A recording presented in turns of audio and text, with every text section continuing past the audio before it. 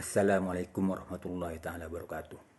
Bismillah, alhamdulillah, wassalatu wassalamu ala rasulillah, wala hawla wala quwata illa billah, ma ba'du.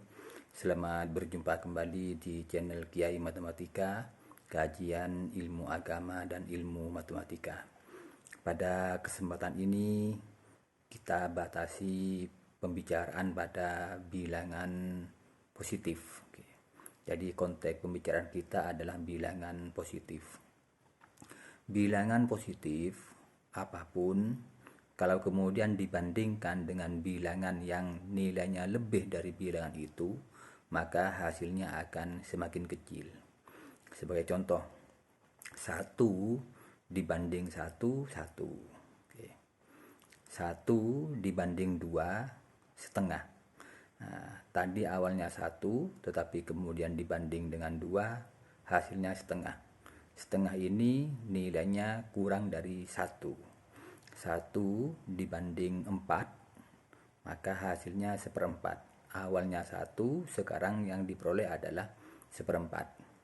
2 dibanding 10, kan, itu hasilnya adalah seperlima. Awalnya 2, kemudian dibanding 10, hasilnya seperlima. Nilainya semakin kecil.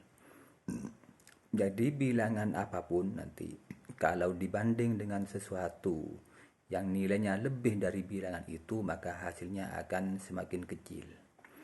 Kemudian sebaliknya, kalau suatu bilangan dibanding dengan bilangan yang nilainya di bawah bilangan tersebut, maka hasilnya akan semakin membesar. Sebagai contoh, 1 dibanding setengah, itu hasilnya 2. 1 dibanding 1/10, itu hasilnya adalah 1/10. 1 dibanding 1/100, hasilnya 100. 1 dibanding 1/1000, hasilnya 1000. Jadi awalnya 1, kemudian dibanding dengan bilangan yang nilainya lebih kecil, nilainya kurang dari bilangan yang pertama tadi, maka hasilnya akan semakin besar. Semakin suatu bilangan dibandingkan dengan bilangan yang kurang dari bilangan itu, maka hasilnya akan semakin besar. Apa yang dapat diambil dari kasus ini, dari kasus membandingkan suatu bilangan dengan bilangan yang di atasnya dan membandingkan bilangan dengan bilangan yang di bawahnya? Ada suatu pandangan bahwa dalam hal duniawi, kalau kita membandingkan diri kita dengan orang lain yang lebih dari kita, maka kita akan semakin merasa kecil, gitu kan. Contoh saja, kalau orang yang memiliki sepeda ontel dan sepeda pancal, kata orang, membandingkan dirinya dengan orang yang punya sepeda motor, maka dia akan semakin merasa tidak punya apa-apa. Yang punya sepeda ontel tadi, kalau membandingkan dirinya dengan yang punya mobil, justru akan merasa semakin tidak punya apa-apa. Yang demikian juga yang punya sepeda motor, kalau membandingkan dirinya dengan yang punya mobil, justru juga akan merasa tidak punya apa-apa. Dari sini kemudian, kalau seseorang membandingkan dirinya dengan orang yang di atasnya dalam hal duniawi, maka kemungkinan orang ini tidak akan bersyukur. Justru kemudian akan mudah mengeluh. Nah, sebaliknya, kalau dalam hal duniawi kita membandingkan dengan orang yang posisinya ada di bawah kita, kita itu akan merasa lebih besar. Sebagai contoh saja tadi, bahwa 1 kalau dibanding 1/10, hasilnya 10. Awalnya 1, kemudian hasilnya 10. Ini dalam kaitannya dengan kehidupan kita apa? Orang yang punya sepeda ontel tadi, gitu kan, kalau kemudian membandingkan dirinya dengan orang yang tidak punya sepeda apapun, bahkan sepeda ontel pun juga tidak punya, kemana-mana jalan kaki, maka dia akan merasa bersyukur, masih merasa beruntung. Dan juga orang yang masih mampu berjalan kaki, kalau membandingkan dirinya dengan orang yang sedang sakit, yang tidak bisa kemana-mana, dia juga akan bersyukur karena masih bisa kemana-mana. Jadi dalam hal ini, dalam hal keduniaan, dalam hal kekayaan, dalam hal kesehatan, kalau kita membandingkan dengan orang yang berada di bawah kita, maka kita akan merasa lebih dari orang tersebut, masih merasa lebih beruntung, dan dengan demikian akan melahirkan rasa syukur. Jadi sekali lagi, dalam hal duniawi, kita hendaknya membandingkan diri dengan orang yang berada di bawah kita. Jangan membandingkan dengan orang yang berada di atas kita. Ini dalam hal duniawi. Hanya saja kemudian dalam hal ukhrawi, maka berlaku sebaliknya. Kita dituntut untuk membandingkan diri dengan orang yang berada di atas kita. Sebagai contoh, orang yang dalam sehari umpamanya istiqomah membaca satu lembar Al-Quran, jadi tiap hari istiqomah membaca satu lembar Al-Quran, maka membandingkannya adalah dengan orang yang dalam tiap harinya istiqomah membaca Al-Quran satu juz. Maka orang yang istiqomah membaca satu lembar tadi akan merasa belum apa-apa, karena ada orang lain yang kemudian dalam sehari istiqomah membaca Al-Quran satu juz. Sementara yang istiqomah membaca Al-Quran satu juz diharapkan membandingkan dirinya dengan orang yang dalam sehari misalnya istiqomah membaca Al-Quran 2 juz.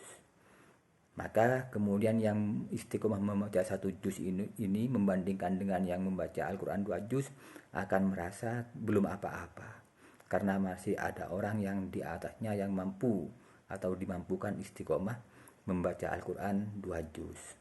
Apa semangatnya di sini? Semangatnya adalah ketika kita membandingkan dengan orang yang dalam hal ukhrawi berada di atas kita, maka kita diharapkan ada rasa ingin meniru, akan meniru. Nah, dalam hal ukhrawi kemudian dilarang atau sangat dianjurkan kita jangan membandingkan dengan orang yang berada di bawah kita. Sebagai contoh, orang yang sudah istiqomah dalam sehari-hari membaca Al-Quran satu juz, jangan membandingkan dirinya dengan orang yang dalam sehari-hari tidak membaca Al-Quran sama sekali. Maka akan ada perasaan sombong mungkin di dirinya, akan melahirkan perasaan bangga atau ujub bahkan di dirinya. Kemudian dia merasa sudah lebih baik dari orang lain karena dia membandingkan dirinya dengan orang yang ada di bawahnya dalam hal ukhrawi. Kemudian dari dua hal ini kembali ke kitab Nasha'ihul Ibad, syarah Nasha'ihul Ibad di halaman 24 yang juga saya singgung di postingan sebelumnya, bahwa ternyata tanda-tanda orang yang senantiasa dalam hal duniawi membandingkan dirinya dengan orang yang ada di bawahnya, sedangkan dalam hal ukhrawi membandingkan dirinya dengan orang yang ada di atasnya, ini adalah tanda-tanda orang yang akan bahagia, khususnya akan bahagia di akhirat kelak. Sedangkan orang yang dalam hal dunia membandingkan dirinya dengan orang yang ada di atasnya, kemudian dalam hal ukhrawi membandingkan dirinya dengan orang yang ada di bawahnya, maka ini termasuk dua tanda-tanda syakawah, penderitaan, masuk tanda-tanda orang yang akan menderita. Bahkan kemudian di halaman 7 kalau nggak salah di kitab Nasha'ihul Ibad itu juga disebutkan bahwa kalau dua sifat ini bergabung pada seseorang, sifat apa? Dalam hal duniawi, kalau dia membandingkan dirinya dengan orang yang ada di bawahnya, kemudian dalam hal ukhrawi orang ini membandingkan dirinya dengan orang yang ada di atasnya, maka kalau dua sifat ini berkumpul di satu orang, dia dikatakan sebagai orang yang bersyukur dan bersabar. Nah, tetapi ketika dua sifat ini tidak ada, dalam artian sebaliknya yang terjadi, dalam hal duniawi dia membandingkan dirinya dengan yang ada di atasnya, sedangkan dalam hal ukhrawi dia membandingkan dirinya dengan orang yang ada di bawahnya. Kalau dua sifat ini berkumpul kepada seseorang, maka orang ini dicap sebagai orang yang tidak bersyukur dan orang yang tidak bersabar. Maka harapannya dari materi yang singkat ini, semoga kita termasuk orang-orang yang